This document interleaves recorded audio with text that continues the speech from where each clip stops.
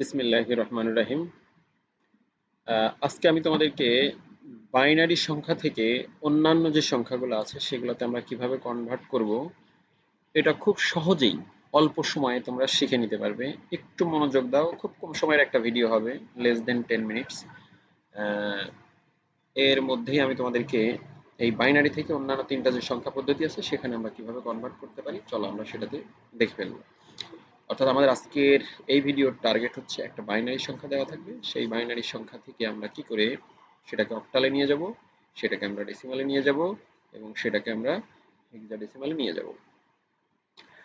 তো আমরা এই জিনিসটা পারার জন্য একটা জিনিস আমি তোমাদেরকে সাজেস্ট করি সবসময়, যে বের করেও নেওয়া যায়, কিন্তু এই চার্টটা তোমরা একটু মনে রাখবা। সেটা হচ্ছে ডেসিমালের সংখ্যার সাথে তুলনা করে আমি হেক্সাডেসিমালে কিছু সংখ্যা লিখবো।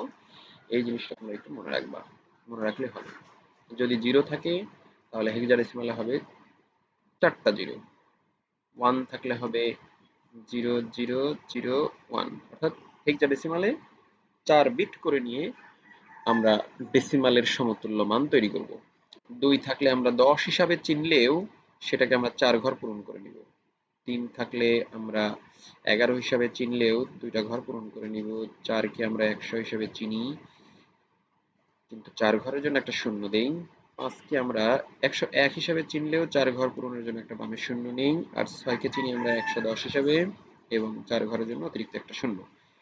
অনুরূপভাবে 7 কে আমরা চিনি 111 হিসাবে, কিন্তু 4 ঘরের জন্য একটা শূন্য। ওকে, এবার আসো 8।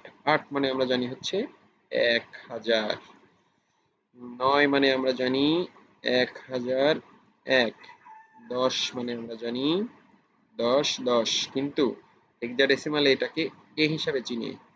11 মানে আমরা চিনি হচ্ছে 10 11 হিসাবে, হেক্সাডেসিমাল চিনে বি হিসাবে। 12 কে আমরা চিনি 1100 হিসাবে, সি হিসাবে। 13 কে আমরা চিনি ডি হিসাবে, যার মান 1101, ডি হিসাবে আমরা চিনবো। এবং 14 কে আমরা চিনি হচ্ছে 1110 হিসাবে এবং ই আকারে। এবং 15টাকে চিনি আমরা এফ, জানলেও এটার ভ্যালু হচ্ছে 4টাই 1 এবং এটাকে আমরা এফ হিসাবে চিনি। তো ধরো যে তোমার পরীক্ষায় বাইনারি সংখ্যা দেওয়া থাকলো 101110, এই সংখ্যাটা তোমার পরীক্ষায় দেওয়া আছে। এখন এই সংখ্যাটার পরীক্ষায় বাইনারি আকারে দেওয়া আছে, কারণ সংখ্যাটাই গঠন করা হয়েছে 0 আর 1 দিয়ে, আর আমরা জানি 0 1 দিয়ে গঠিত সংখ্যাটাই হলো বাইনারি সংখ্যা। তাহলে এই বাইনারি সংখ্যার সমতুল্য অক্টাল মানটা কত হবে যদি পরীক্ষায় চাই এটা, তাহলে আমরা এর জন্য যে কাজটা করব, অক্টালের বেজ কত। অক্টালের বেজ হলো, অক্টাল সংখ্যার বেজ হলো 8। 8 কে আমরা কিভাবে পেতে পারি, 2^3, অর্থাৎ বাইনারি সংখ্যাকে যদি আমরা 3টা করে প্যাকেট করি তাহলে আমরা পেয়ে যাব অক্টাল সংখ্যা। এখন চলো এটাকে আমরা যদি প্যাকেট করি, এই সংখ্যাটা আমি একটু লিখি, দেখো যে কত আছে 101110, তাহলে 3টা করে ডান দিক থেকে প্যাকেট করবো, সব সময় ডান দিক থেকে প্যাকেট করবো। তাহলে এই দিক 3টা নিলাম, তারপরে আমি এই 3টা নিলাম। ওকে, তাহলে দেখো তো 101 কোথায় আছে, এই যে 101, বামে শূন্য তো ভ্যালু নাই, আর বামে শূন্য থাকলে 4 ঘর হলে সেটা হেক্সাডেসিমাল হবে। তাহলে 101 হিসাবে চিনবো কাকে, 5 কে। তাহলে এটা আমরা চিনলাম হলো 5। আর 110 কে কত, এই যে 110 মানে হলো 6, তাহলে 56।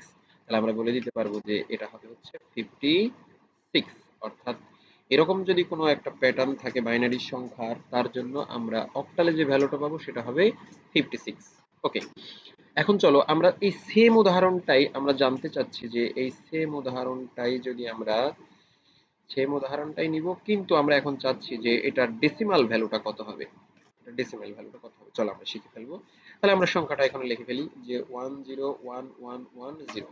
এই সংখ্যার জন্য আমি তোমাদেরকে একটা প্রসেস বলি, যে আমি সব সময় মনে রাখার সুবিধার্থে ডান দিক থেকে সাজাই। তাহলে ডান দিক থেকে যদি সাজাই, তাহলে প্রথম সংখ্যাটা কি আছে, 0। ওকে, যেহেতু বাইনারি সংখ্যা বেস 2, তাহলে 2^0 হবে। যোগ, এখন তারপরের সংখ্যা কত আছে, 1, গুণন 2^1 হবে। তারপরে এর পরের সংখ্যা আবার কত আছে, এর পরের সংখ্যা আছে 1। তাহলে আমরা এটা যদি 2^1 হয় তাহলে এটা হবে 2^2। তারপরের সংখ্যা কত আছে? তারপরের সংখ্যা আছে আবার 1, তাহলে 1 গুণন 2 টু দ্য পাওয়ার 3 যোগ তারপরে কি আছে? 0 আছে, তাহলে 0 গুণন 2 টু দ্য পাওয়ার 4 যোগ ফাইনালি আমার আছে কত? 1 গুণন 2 টু দ্য পাওয়ার, এটা 4 হলে এটা হবে 5। তো চলো আমরা এখন একটা জিনিস দেখি যে 0 দিয়ে যদি কোনো সংখ্যার সাথে গুণ করা হয় তার কোনো ভ্যালু থাকে না, সে যেই হোক। তাহলে এটা 0 আর এটা 0, এই দুইটার আমরা কোনো ভ্যালু পাবো না। তাহলে 2 টু দ্য পাওয়ার 2 মানে হচ্ছে কত? 2 টু দ্য পাওয়ার 2 মানে 2, সরি 2 টু দ্য পাওয়ার 1 মানে 2, তার সাথে 1 গুণ করলে আমাদের পাবো হচ্ছে 2 যোগ। এখন 2 টু দ্য পাওয়ার 2 মানে 4, তার সাথে 1 গুণ হবে। এখানে আমাদের মিস্টেক হয়েছে, অর্থাৎ এখানে আমাদের একটু গুণ করে নিতে হবে। আমরা বলার সময় ঠিক বলেছি, বাট দেখা যাচ্ছে লিখতে গিয়ে হয়তো মিস্টেক হয়ে গিয়েছে। এখানে কিন্তু আমরা 2 টু দ্য পাওয়ার 2 এর সাথে এটা হবে গুণ চিহ্ন হবে, এটা আমরা এখানে গুণ দিয়ে দেবো। তাহলে এখানে আমরা এটা আমরা গুণ দিয়ে দিলাম, তাহলে এখানে হলো হচ্ছে এটা গুণ দিয়ে দিলাম, এটা গুণ। তাহলে 2 টু দ্য পাওয়ার 2 মানে 4, 4 এর সাথে 1 গুণ করলে 4 যোগ 2 টু দ্য পাওয়ার 3 মানে 8, 8 এর সাথে 1 গুণ করলে 8ই হবে। আর ফাইনালি দেখো 16 0 হয়ে গেল 32, তাহলে ফাইনালি আমাদের আছে কত? 32। তাহলে আমি যদি যোগ করি তো 32 আর 8 40, 8 4 44 আর 2 46, তাহলে আমাদের অ্যান্সার হয়ে গেল 46। অর্থাৎ আমি যদি ডেসিমাল ভ্যালুতে কনভার্ট করতে চাই তাহলে এই বাইনারি সংখ্যাটার সমতুল্য মান হবে 46। এরপরে আসো আমরা দেখব এই সেম সংখ্যাটাকে আমি আবার দেখতে চাচ্ছি, এই সেম সংখ্যাটাই 101110, এই সংখ্যাটা এখন হেক্সাডেসিমালে কত হবে আমি সেটা এখন জানতে চাচ্ছি। তো সিম্পল ওয়ে, হেক্সাডেসিমালে করতে গেলে আমাদেরকে 4টা করে বিট নিতে হবে। তাহলে 4টা করে বিট নাও, এই 4টা মিলে এক প্যাকেট আর এই 2টা মিলে এক প্যাকেট হলো, বাট 2টা তো থাকা যাবে না প্যাকেটে, তাহলে বামে অতিরিক্ত 2টা শূন্য দিয়ে 10 করব প্যাকেট, আর এখানে আছে 1110, এর জন্য একটা প্যাকেট। এই প্যাকেটের মান আর এই প্যাকেটের সমতুল্য মান কত আসে চলো আমরা দেখে আসি। তাহলে এই প্যাকেটের সমতুল্য মান আসে 11 অর্থাৎ 1110, দেখো 14, 14 মানে কিন্তু ই, যেহেতু হেক্সাডেসিমাল, তাহলে এর জন্য আমরা সমতুল্য মান পাবো হলো ই। আর এর জন্য সমতুল্য মান মানে 0010 মানে 2, অর্থাৎ 2। তাহলে আমাদের এর মানটা আসবে হচ্ছে 2 ই, 2 ই হেক্সাডেসিমাল। অর্থাৎ এরকম যদি বাইনারি সংখ্যা দেওয়া থাকে তাহলে তার জন্য হেক্সাডেসিমালে কত হবে, ঠিক এরকম যদি একটা বাইনারি সংখ্যা দেওয়া থাকে তার জন্য তোমার বাইনারিতে কত হবে? বাইনারিতে হবে আমাদের 46, হেক্সাডেসিমালে হবে 2e, এবং অক্টালে হয়েছে আমাদের 56। এই হচ্ছে আমাদের বাইনারি থেকে 3টা কনভার্সন। বাইনারি থেকে আমরা 3টা কনভার্সন শিখে ফেললাম, যে বাইনারি থেকে কি করে আমরা অক্টালে যাব, ডেসিমালে যাব এবং হেক্সাডেসিমালে যাব। আশা করি তোমরা ভিডিওটা বারবার দেখলে পরে, এবং কোন প্রসেস, আমি কিন্তু সবসময় দেখো ডান দিক থেকে কাজ করেছি এবং ডান দিক থেকে প্যাকেটগুলো সাজিয়েছি, এবং এই জিনিসটা মনে রাখলে পরে এবং বারবার প্র্যাকটিস করলে পরে এর চাইতে সহজ আর কোনো অঙ্ক নেই।